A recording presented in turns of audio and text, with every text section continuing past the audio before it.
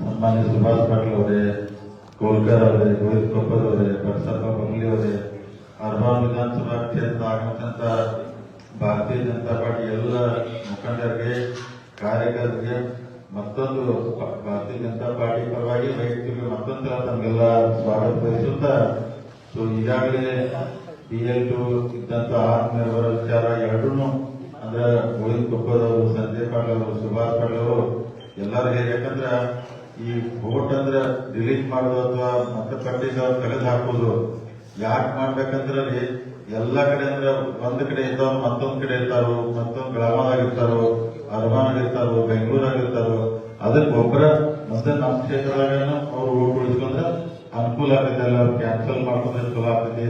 ಮತ್ತ ಅವೆಲ್ಲರೂ ಹೆಚ್ಚು ಕಮ್ಮಿ ಡಿಸೆಂಬರ್ ಕೊನೆ ವಾರದಾಗ ಅಥವಾ ಜನವರಿ ಗ್ರಾಮ ಪಂಚಾಯತಿ ಅವಧಿ ಮುಗಿಸತಿ, ಹೊಸ ಗ್ರಾಮ ಪಂಚಾಯತ್ ಚುನಾವಣೆ ಬರ್ತಾವು.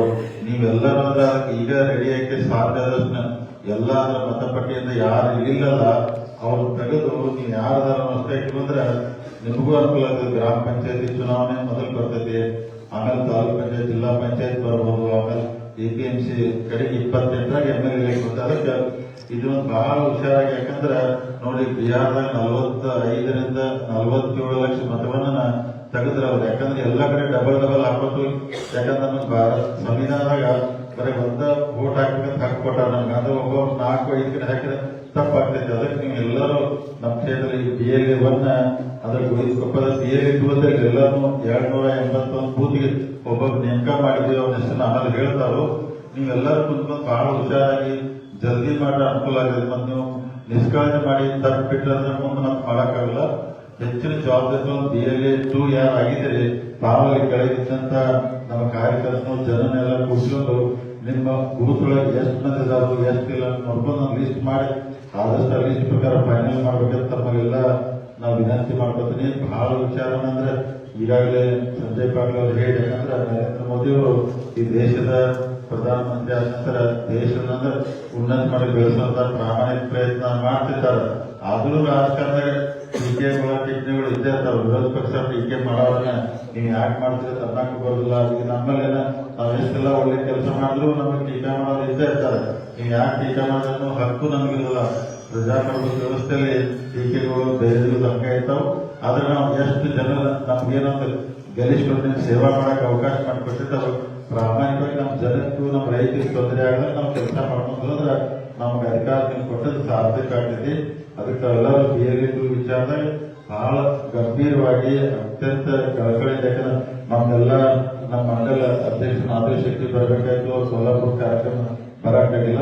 ಆದ್ರೂ ನೀವೆಲ್ಲರೂ ಕೂಡಿ ನಮ್ಮ ಇಲ್ಲಿ ಪದಾಧಿಕಾರಿಗಳು ಮಂಡಲದವರು BLA2 ಎಲ್ಲರೂ ಕೂಡಿ ಆದಷ್ಟು ಬೇಗ ನೀವು ಲಿಸ್ಟ್ ಮಾಡಿ ಫೈನಲ್ ಮಾಡಿ ಕೊಟ್ಟದ್ದಾದ್ರೆ ನಮ್ಮಲ್ಲಿ ಇನ್ನೂ ವೋಟ್ಗಳು ಕಡಿಮೆ ಆಗ್ತಾವೆ. ಅಂದ್ರೆ ಹೊರಗಿದ್ದವ್ರು ಕ್ಯಾನ್ಸಲ್ ಮಾಡ್ಕೊಳ್ಬೇಕಾದ್ರೆ ಅವರೆಲ್ಲ ಬೆಳಗಾವಿ ಬೆಂಗಳೂರಲ್ಲಿ ವೋಟಿಂಗ್ ಮಾಡ್ಕೊಳ್ಳೋ ಕೆಲಸ ಅವ್ರು ಮಾಡಿ ಪ್ರಾಮಾಣಿಕ ಎಲ್ಲ ಮಾಡ್ಬೇಕಂತ ತಮ್ಮಲ್ಲಿ ವಿನಂತಿ ಮಾಡ್ಕೊಂಡು ಎಲ್ಲರೂ, ಯಾಕಂದ್ರೆ ಬೇಗನೆ ಎಲ್ಲ ನಾವು ನಿನ್ನೆ ಮೊನ್ನೆ ಎಲ್ಲ ಕಾರ್ಯಕ್ರಮ ಬಂದಿದ್ದಕ್ಕೆ ತಾವೆಲ್ಲರೂ ಹೆಚ್ಚಿನ ಸಂಖ್ಯೆಯಲ್ಲಿ ನಾವೆಲ್ಲ ಭಾರತೀಯ ಜನತಾ ಪಾರ್ಟಿ ಕಾರ್ಯಕರ್ತರು ಮುಖಂಡರೆಲ್ಲ ಬಂದು ಈ ಕಾರ್ಯಕ್ರಮನ ಬಹಳ ಯಶಸ್ವಿಯಾಗಿ ಮಾಡಿದ್ರಿ ಅಂತ ಅದಕ್ಕೆ ತಮಗೆಲ್ಲರಿಗೂ ಮತ್ತೊಂದ್ಸಲ ತಮಗೆಲ್ಲರಿಗೂ ಧನ್ಯವಾದ ಹೇಳ್ತೀನಿ.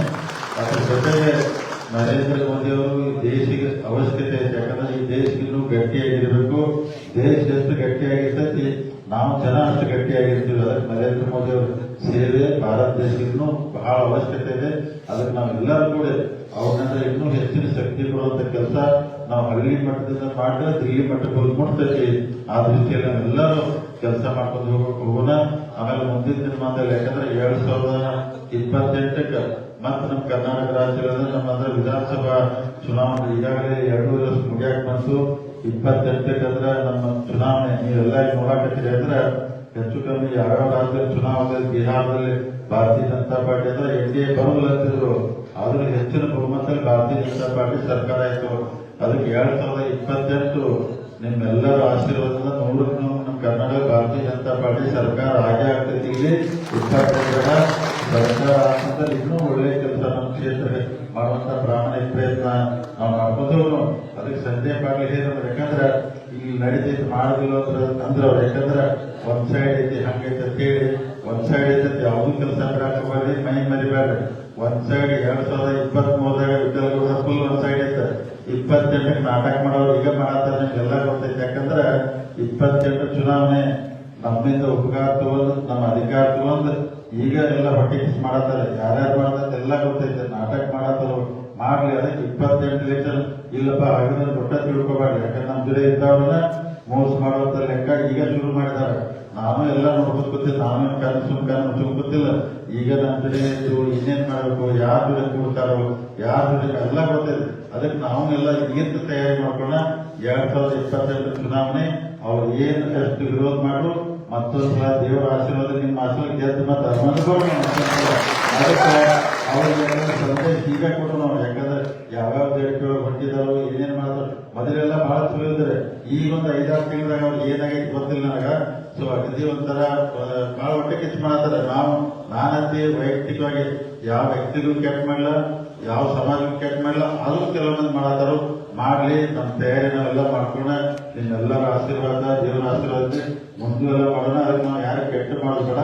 ಸೊ ಅವ್ರಿಗೆ ಇನ್ನೂ ತಿಳಿಸಿ ಹೇಳುವಂತ ಕೆಲಸ ಮಾಡೋಣ. ಉದ್ಗಾರ ಹೋದ್ರೆ ನೀವು ನಮ್ಮ ಜೊತೆ ಭಾರತೀಯ ಜನತಾ ಚೆನ್ನಾಗಿರ್ಪ. ಅವ್ರು ಇರೋದಿಲ್ಲ ಅಂದ್ರೆ ಏನು ಮಾಡಕ್ಕಲ್ಲ. ನಮ್ಮ ಇದ್ದಂತ ಕಾರ್ಯಕರ್ತರು ನಮ್ಮ ಇರೋ ಗಟ್ಟಿಯಾಗಿ ಇಟ್ಕೊಂಡು ಭಾರತೀಯ ಜನತಾ ಪಾರ್ಟಿ ಅರಮಾನ ಮತಕ್ಷೇತ್ರ ಇನ್ನೂ ಹೆಚ್ಚಿನ ಗಟ್ಟಿಯಾಗಿ ಕಟ್ಟೋಣ, ಕೆಲಸ ಮಾಡೋಣ. ನಿಮ್ಮೆಲ್ಲರ ಆಶೀರ್ವಾದದಿಂದ ಈ ಸಲ DCC ಬ್ಯಾಂಕ್ ಯಾಕಂದ್ರೆ ಹೇಳ 29 ನಂತರ ಹೋರಾಟ ಮಾಡಿ ಇವತ್ತು ಅಂದ್ರೆ ಅಧ್ಯಕ್ಷ ನಮ್ಮವರಾಗುವಂತ ಅವಕಾಶ ಇತ್ತು. ಅದಕ್ಕೆ DCC ಬ್ಯಾಂಕ್ನು ಅಣ್ಣಾಸಾಹೇಬ್ ಜೊಲ್ಲೆ ಅವರಂತ ಒಬ್ಬರು ಒಳ್ಳೆ ಅಧ್ಯಕ್ಷ ಮಾಡಿದ್ದೀವಿ. ಮುಂದಿನ ದಿನಮಾನದಲ್ಲಿ DCC ಬ್ಯಾಂಕ್ ಇನ್ನೂ ಹೆಚ್ಚಿನ ಪ್ರಮಾಣದಲ್ಲಿ ನಮ್ಮ ರೈತರಿರ್ಬೋದು ಎಲ್ಲರಿಗೂ ಬಹಳ ವಿಶೇಷವಾಗಿ ಉದಾಹರಣೆ ನಾವು ಕೂಡ ಮೀಟಿಂಗ್ ಮಾಡಿದ್ವು. ಮೊದಲು ನಮ್ಮ DCC ಬ್ಯಾಂಕ್ ಟ್ರ್ಯಾಕ್ಟರ್ ಲೋನ್ ಕೊಡ್ತಿದ್ದಾರೆ. ಟ್ರ್ಯಾಕ್ಟರ್ ಲೋನ್ ಅವರು ಇಲ್ಲೇ ತಗೋಬೇಕಂತ ಹೇಳ್ತಾರೆ.